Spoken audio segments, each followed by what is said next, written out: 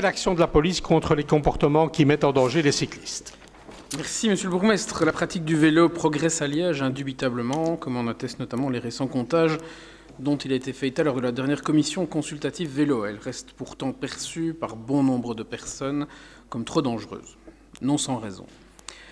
La grande fréquence, en effet, des comportements qui mettent en danger les cyclistes, par négligence, inconscience, voire par malveillance parfois, fait en effet partie des raisons qui expliquent l'hésitation de bon nombre de personnes à enfourcher un vélo.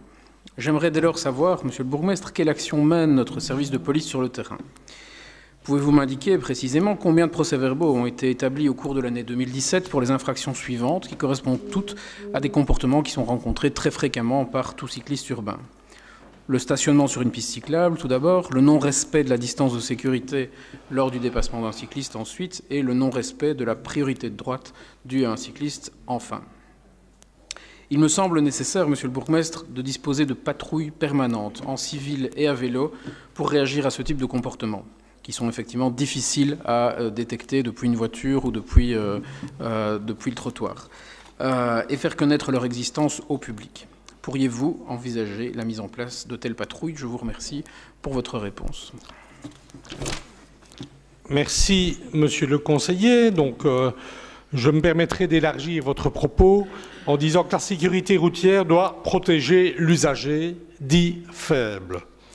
Dans mon esprit, cela signifie que le cycliste doit être protégé des comportements des véhicules motorisés, mais cela signifie aussi que le piéton doit être protégé des cyclistes. C'est notamment pour cela que j'ai souhaité doubler la capacité des patrouilles à vélo avec l'acquisition de 16 VTT supplémentaires qui permettent dorénavant la présence de patrouilles cyclistes entre 7 et 22 heures au centre-ville. Je vous remercie de noter que la tenue cycliste étant une tenue réglementaire, ces patrouilles à vélo ne peuvent jamais se faire en civil. Pour le reste, nous avons repris, puisque le pouvoir fédéral nous a dit ne plus être en mesure de poursuivre ces infractions, nous avons repris les infractions relatives à l'arrêt et au stationnement dans le régime des sanctions administratives communales, appelées en abrégé SAC. L'estimation que nous avions faite, à savoir 17 000 sacs par an, sera dépassée selon les premières estimations. Je ne suis pas pour l'instant en mesure de vous donner le pourcentage compris dans les 3 infractions que vous avez relevées, mais je vous le ferai parvenir par écrit. Il n'est pas simple de dresser PV pour non-respect de la distance de sécurité lors du dépassement ou ou pour un refus de la priorité de droite due à un cycliste. Ces infractions impliquent une prise en flagrant délit d'un comportement qui ne dure pas, contrairement au stationnement sur une piste cyclable.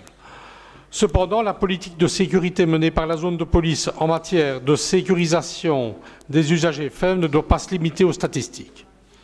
En effet, cette politique vise essentiellement, et vos interpellations du jour montrent que c'est un souci partagé, à protéger et sensibiliser les enfants adultes de demain. Donc à cet égard, je cite, une présence aux entrées et sorties d'école. Deuxièmement, la piste d'éducation à la sécurité routière qui accueille des enfants des écoles maternelles, primaires, secondaires et des plaines de vacances.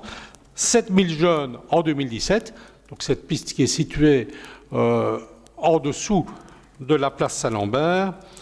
Et enfin, nous avons également toutes les actions de contrôle et de conformité des cyclomoteurs, ainsi que tous les contrôles radars.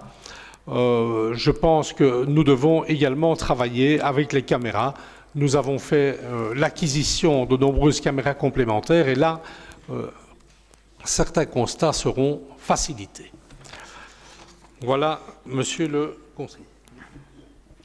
Merci, Monsieur le Bourgmestre, pour ces explications. Alors, je regrette que vous ne puissiez toujours pas me donner de statistiques, puisque je vous avais déjà adressé une question écrite sur le sujet sans obtenir plus de réponses. Moi, ce que je peux vous dire, c'est que beaucoup de cyclistes au quotidien ont l'impression d'une véritable impunité relative à un certain nombre de comportements dangereux qu'ils rencontrent au quotidien. Et ces comportements dangereux, il faut les faire cesser. Alors, vous me dites que les patrouilles à vélo ne peuvent circuler qu'en uniforme. J'aimerais savoir ce qui interdirait d'envisager de prévoir des patrouilles cyclistes sans uniforme. Parce que c'est la seule manière, à mon avis, de rencontrer la demande qui est faite ici.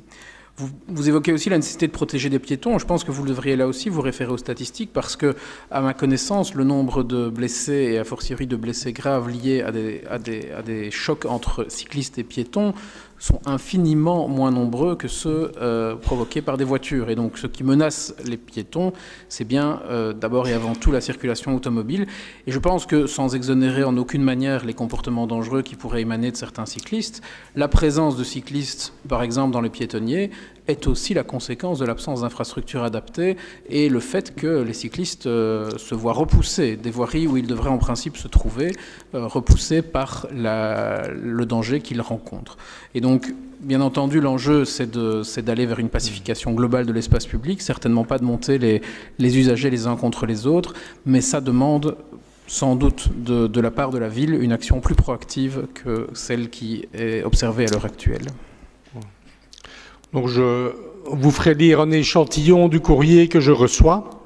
Donc je reçois autant de plaintes de piétons que de plaintes de cyclistes. Voilà. Ceci clôture